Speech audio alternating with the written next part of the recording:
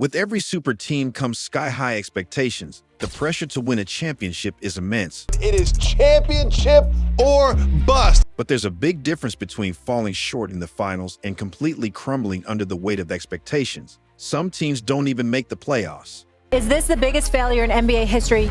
Let's break down the 10 most disappointing super teams ever, starting with the first true super team.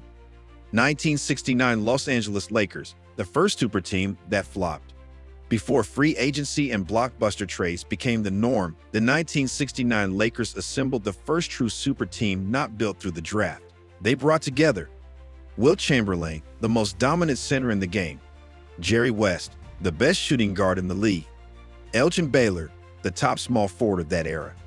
A year before Wilt's arrival, Chamberlain was the league MVP, Baylor finished third in MVP voting, and West was an All-NBA second-team selection, leading the league in true shooting percentage while averaging 26 points per game. These three superstars teamed up for one reason: to take down the Boston Celtics. At that point, Baylor had already suffered 6 NBA Finals losses, all to Boston. West had been his teammate for 5 of those defeats. Chamberlain, despite his individual greatness, had also lost to the Celtics 6 times in the playoffs. It was the most disgusting personal period I've ever had in my life. I wanted to win a championship, and I really didn't think that that was ever going to happen.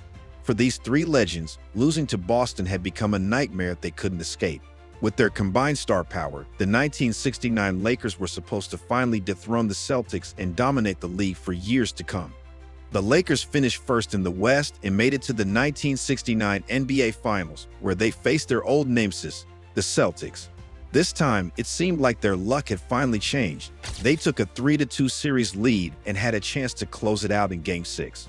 But the Celtics, despite their aging roster, responded with a strong Game 6 win, forcing a winner-takes-all Game 7 in Los Angeles. The Lakers were so confident they would win that they prepared an over-the-top celebration, filling the rafters with balloons, ready to be released after their inevitable victory. When Celtics legend Bill Russell found out about the balloons, he was furious. Instead of being intimidated, he used it as motivation. They can't beat us, but it's going to be fun to watch them get those balloons out one at a time. Fueled by this disrespect, the Celtics stormed into Game 7 and shocked the Lakers on their home floor. They built a 15-point lead in the fourth quarter, with Wilt Chamberlain watching helplessly from the bench due to a knee injury. Even though the Lakers made a late push, the Celtics held on to win the championship, and those celebration balloons stayed right where they were, hanging in the rafters, never released. Another missed opportunity, losing to the Knicks.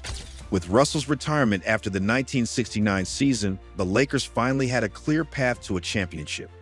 They made it back to the finals in 1970, this time against the New York Knicks, and entered the series as the heavy favorites. But in one of the most legendary moments in NBA history, Willis Reed shocked the world by returning from injury in Game 7. His presence alone fired up the Knicks, who put on a magical performance to win their first ever NBA championship, leaving the Lakers heartbroken once again. 1971-72 Los Angeles Lakers.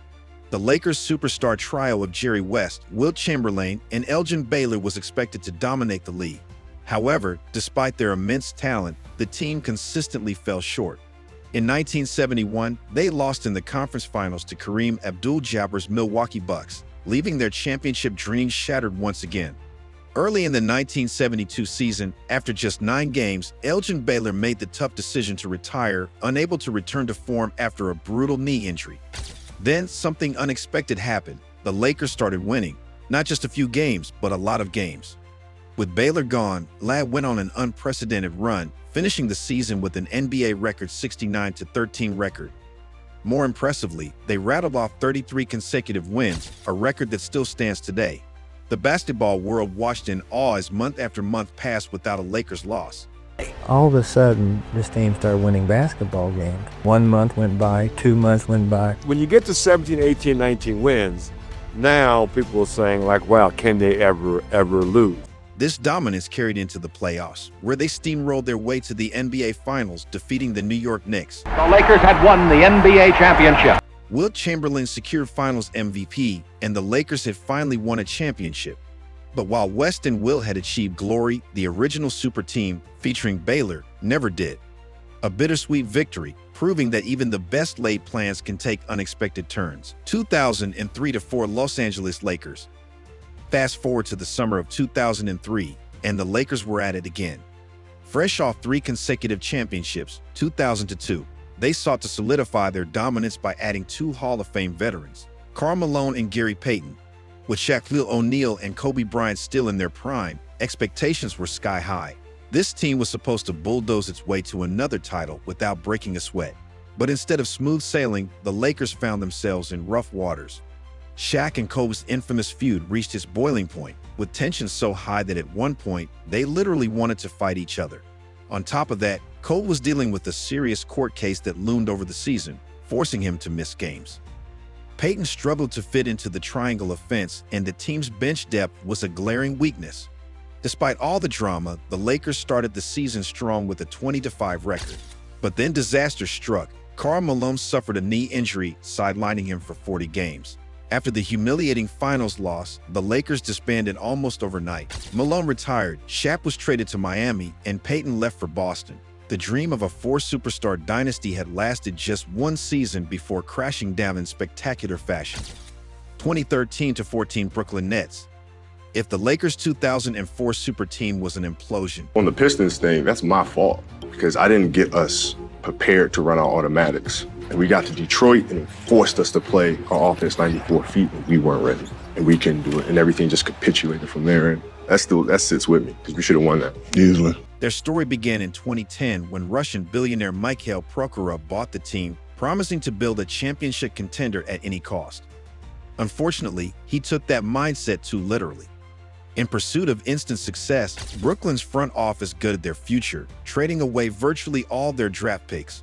First-rounders went to Utah for Deron Williams, Portland for Gerald Wallace, which the Blazers used to draft Damian Lillard, and Atlanta for Joe Johnson.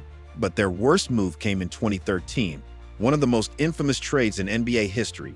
The Nets sent 3 unprotected first-round picks to Boston in exchange for aging legends Kevin Garnett, Paul Pierce, and Jason Terry. We've got pieces now that we can compete for a championship, and that's our goal. On paper, the Nets boasted 5 former All-Stars. In reality, their core was well past its prime. Garnett and Pierce were shadows of their former selves, and Deron Williams' decline was already evident. Brooklyn mustered just 44 wins and barely scraped past the Toronto Raptors in the first round, surviving a last-second shot by Kyle Lowry. But their Cinderella run ended there. LeBron James and the Miami Heat dominated them in the second round, making it clear that Brooklyn's championship window had never truly existed. You know, it didn't work out, and that's what everybody looks at, but I easily feel like it could have worked out just the same. The fallout was brutal.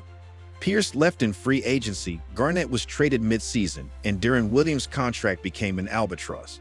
But the real pain? Those lost draft picks. The Celtics used them to build a future powerhouse, selecting Jason Tatum and Jaylen Brown, while the Nets languished in mediocrity for years. But for the Brooklyn Nets, assembling basketball juggernauts has been more of a tragic saga, a cycle of soaring expectations followed by spectacular implosions. The Harden experiment, the supernova that burned too fast.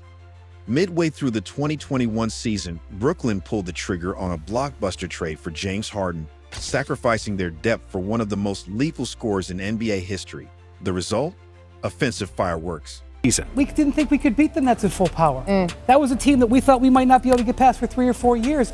The Nets became unstoppable when their big three played together, torching defenses at a record-setting pace, scoring 120 points per 100 possessions, the best in NBA history at the time. There was just one problem: they rarely played together. Injuries struck at the worst moments. Harden's hamstring, Curry's ankle. By the time Brooklyn faced Milwaukee in the second round of the playoffs, only one superstar remained standing: Kevin Durant. And despite his heroics, Brooklyn's season ended in heartbreak. His near-miraculous Game 7 buzzer beater should have sent them to the conference finals, but his toe was just on the line. Instead of a game-winning 3, it was a game-tying 2. In overtime, Brooklyn had nothing left. The dream was over. And then came the inevitable. By 2023, both Durant and Curry were gone, leaving Brooklyn in ruins again. Another failed super team, another wasted era. Even Durant, looking back on it all, had mixed emotions. It was a lot of ups and downs, but I loved the grind. Everybody in Brooklyn loved the grind too, so I built a family over there. They're going to always be a part of my journey.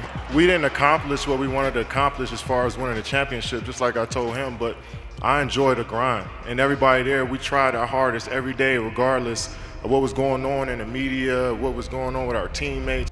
And yet, all they had to show for it was another spectacular collapse. The 2018 Oklahoma City Thunder, a big three that never clicked. When OKC assembled a squad featuring reigning MVP Russell Westbrook, I would never join a super team, ever. Perennial all-star Paul George, and legendary scorer Carmelo Anthony, expectations were sky high. Add in defensive anchors like Steven Adams, Andre Robertson, and Jeremy Grant, and this team looked like a legitimate contender. Westbrook and George were both top 10 players at the time, and while Melo wasn't at his peak, he was still a respected offensive weapon. Yet, for all their talent, they won just 48 games and barely secured a playoff spot. Open three, hit it! John Stockton sends the Utah Jazz to the NBA Finals. The offense lacked chemistry, the defense lacked identity, and when the postseason arrived, the Utah Jazz dismantled them in just 5 games. The next year, OKC swapped Melo for Dennis Schroeder, bolstering their defense to top 5 status while George had an MVP-caliber season, averaging 28 points per game. But when the playoffs arrived, PG was playing through 2 injured shoulders, and Westbrook's inefficiency became glaring. The Thunder fell to the Blazers in 5, capped off by Damian Lillard's cold-blooded game winner. That offseason, OKC hit the reset button, trading Westbrook to Houston and George to the Clippers for Shai Gilgeous-Alexander, a move that ironically set the Thunder up for their current dominance. Long-range three, and it's good! At the buzzer! Meanwhile, George's arrival in LA with Kawhi Leonard was supposed to make the Clippers unstoppable. Instead, it led to another super team disaster. The 2020 Clippers, all hype, no heart. On paper, the Clippers were every GM's dream, 2 elite two-way wings in Kawhi Leonard and Paul George, surrounded by a deep supporting cast of Patrick Beverley, Ivica Zubac, Lou Williams, and Montrezl Harrell. This was supposed to be the team to beat. But talent alone doesn't win championships. Chemistry matters, leadership matters, and the Clippers had neither. Kawhi and PG weren't vocal leaders, yet they demanded special treatment, alienating the locker room. Still, they managed to take a 3-1 lead in the second round against Denver, seemingly finding their rhythm. Then the collapse happened. Up 12 points at halftime, they choked in the final minutes. Up 16 at the half, they completely crumbled as Denver outscored them 64-35 in the second half. In a row where they have squandered 16-point leads. Another halftime lead, another meltdown. PG and Kawhi combined for just 24 points. Just like that, the Clippers were eliminated. This was an all-time embarrassment, and someone had to take the fall. Someone had to pay for this. This was an epic failure. And when you put 2 superstars together, you mortgage your future. The results need to be immediate. Doc Rivers was fired, replaced by Tyronn Lue, who brought better accountability and energy. The Clippers made strides in 2021, reaching the conference finals despite Kawhi's ACL injury, but injuries continued to derail their hopes. In 2022, Kawhi missed the entire season. Clippers just make me sick. By 2024, the Clippers had added James Harden, forming another super team, but Kawhi's health once again betrayed them. They fell in the first round, after which Westbrook and George left. The Clippers' era of championship hopes was officially dead. The Lakers' Russell Westbrook experiment, a national basketball atrocity. Russell Westbrook, they're going to wreck the league in the regular season. They're going to be dominant. After winning the 2020 NBA championship, the Lakers were eager to add another superstar to their core of LeBron James and Anthony Davis. Unfortunately, they traded their elite perimeter defense for Russell Westbrook, a move that immediately backfired. When the Lakers won in 2020, they're the 3rd best defense in the league.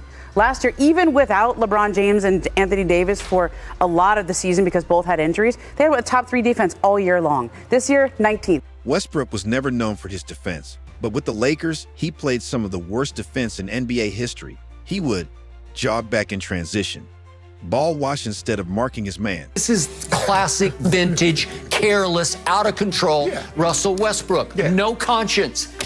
Show zero communication or effort. If his offense made up for it, his free throws plummeted to 66%. He was lost without the ball. With injuries piling up for LeBron and AD, this team was a disaster. Let's just get this out of the way, please. The Lakers are a national basketball atrocity. Let's just call it what it is. immediately looked like a contender again, making a conference finals run without him. The 2012-13 Lakers, when superstars don't fit. A decade earlier, the Lakers had made another super team gamble, signing Dwight Howard and Steve Nash to join Kobe Bryant, Paul Gasol, and Metta World Peace. On paper, it was a dream team. The reality, a nightmare. Nash was 38 and barely mobile. Howard had back issues and lost explosiveness. Kobe and Gasol were aging. And people just think, oh, Dwight, Kobe, Steve Nash, Paul Gasol, man, they should all be able to play well together. And it just don't always work out like that. Sometimes people just don't fit. The team struggled just to make the playoffs, with Kobe playing 40 minutes a night to drag them there. But it came at a cost. On April 12, Cole tore his Achilles, the end of his prime. That Lakers team was doomed by injuries, but some super teams fail even when healthy. The 2024 Phoenix Suns, super team or super mistake. With Kevin Durant, Devin Booker, and Bradley Beal, the 2024 Suns were built to dominate. Instead, they got swept in the first round. The biggest issue, trading Chris Paul for Beal. With KD and Book, they didn't need another scorer. They needed defense, size, and depth. Instead, they took on Beal's massive $50 million contract, limiting roster flexibility. Time and time again, we've seen NBA super teams crumble under pressure, proving that basketball is more than just an accumulation of stars. It's about fit, leadership, and commitment. If you enjoyed this video, don't forget to like, share, and subscribe for more deep dives into the world of basketball. Hit that notification bell so you never miss an update. Thanks for watching, and we'll see you in the next one.